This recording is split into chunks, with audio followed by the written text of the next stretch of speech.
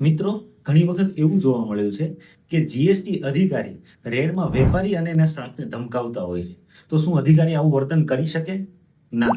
GST કાયદામાં આવા વર્તનની ચોખ્ખી મનાઈ છે કે પ્રોફેશનલ કંડક્ટ રાખીને જ રેડ કંડક્ટ કરવી જોઈએ. કેમ કે હજી તો વેપારીને ત્યાં અધિકારી તપાસમાં આવ્યા છે, એ ગુનેગાર સાબિત થયો નથી. રેડમાં એમને શું અધિકાર છે? સર્ચ અને સીઝનો, કે તપાસનો અને કબજાનો. જો કંઈ શંકાસ્પદ લાગે તો એનો કબજો લઈ અને અધિકારી ગણતરી કરશે કે કેટલું ભરવું થાય છે. આના ઉપર એ નોટિસ નાખશે અને નોટિસના જવાબ પછી નક્કી થશે કે ખરેખર એણે કોઈ ટેક્સ ચોરી કરી છે કે નથી કરી. તો આવા કિસ્સામાં જીએસટી અધિકારીએ વેપારી કે એના સ્ટાફને ધમકાવવું ન જોઈએ.